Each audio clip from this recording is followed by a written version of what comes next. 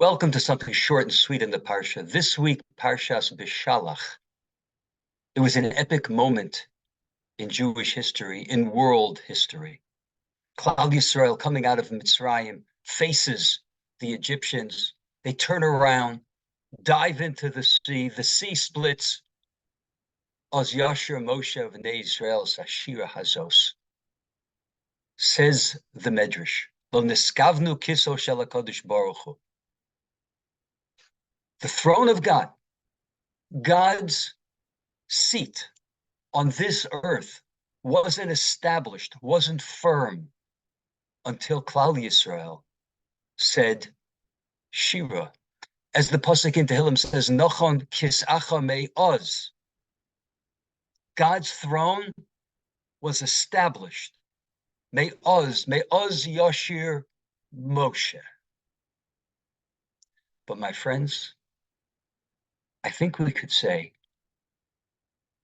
that it didn't have to happen. It wasn't inevitable. It almost didn't happen. Rashi on the words, Oz Yashir Moshe. Then Moshe will sing. Rashi asks the question, what do you mean they will sing? Then they sang. And Rashi explains that the word Yashir doesn't mean future tense. That the word Yashir means, it indicates that Moshe Rabbeinu, Uvenei Yisrael, before they sang that song, they thought about what they meant to say. And then they sang. And you have to wonder about that. Of course, Moshe Rabbeinu thought about what he said before he said. It's a beautiful prophetic song. You mean he just opened up his mouth and just started to say things? Of course not. Anyone who's intelligent will think before they talk. Certainly Moshe Rabbeinu saying these most epic words. What's the Torah telling us? Oz Yashir Moshe. Moshe Rabbeinu thought before. What's Rashi have to come along and explain? Oh, Moshe Rabbeinu thought before he talked. If we reread the Rashi, we see that Rashi is saying something else. The emphasis is not on the fact that Moshe Rabbeinu thought, that there welled up within him the desire to sing. That's not the emphasis. The emphasis is on the fact that when he thought to sing, when he had that great desire, when he was filled with awe and love, hishtokakus, a longing, a closeness to the Ribono Shel Olam. He was so enamored and he was so happy with what HaKadosh Baruch Hu had done and the future of Klal Yisrael that he actually capitalized on it. Rashi continues and Rashi says he thought to sing and then he actually sang. That's the Chiddush. That's what the Torah is emphasizing. Really?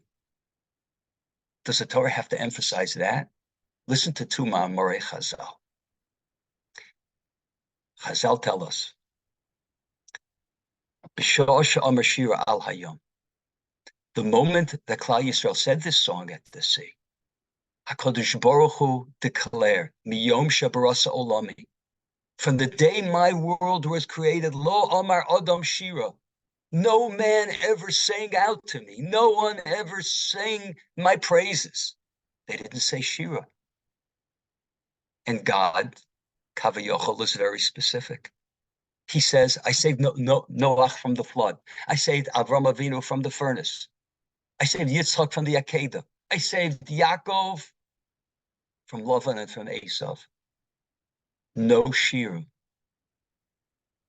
Why not?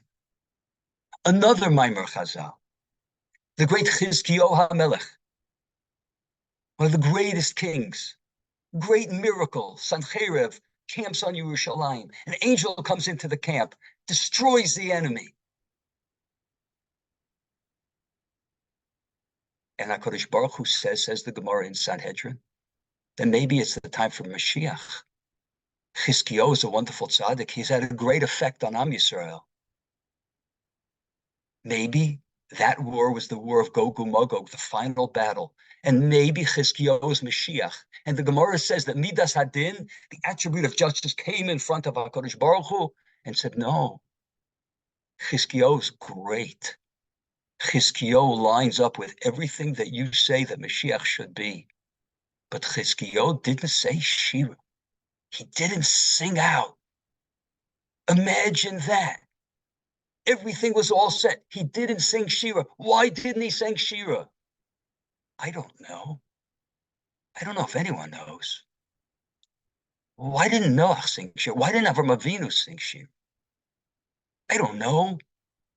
But the bottom line is they didn't.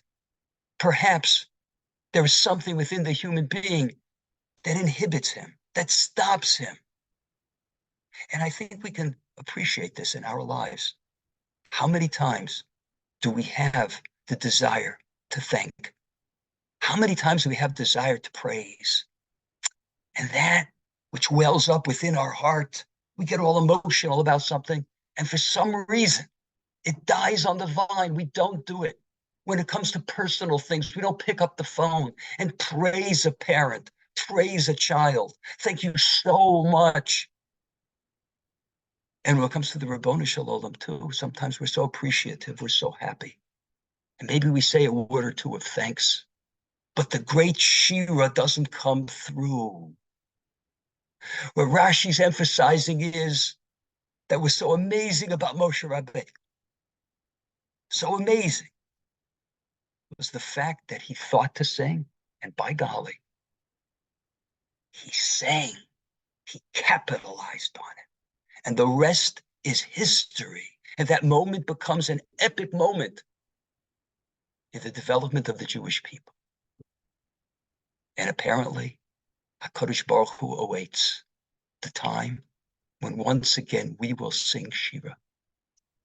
Chazal tell us that the coming of Mashiach is dependent on it. Let's pick up that phone. Let's sing our spouse's praises, our parents' praises, our children's praises, co-workers' praises. Let's get in the habit of Shira, of singing out to the Ribbonei Shalom. Thank you, God. It's so developmental. It brings out the best within us, actually. It's the essence of who we are. It's the essence of who we need to be.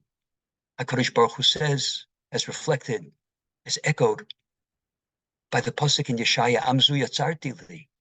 God says, I created this nation for myself. Tehilasi Yasaperu. And as the Radak explains it, Kedei Shetehilasi Yasaperu.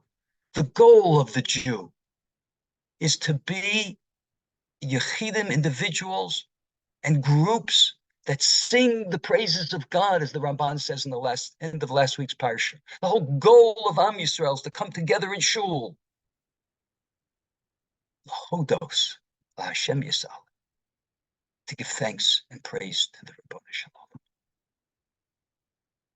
It will make such a difference in each of our lives, the lives of our families. And it'll make a difference for the destiny of Klal Yisrael. Have a good Shabbos. Thanks so much for listening.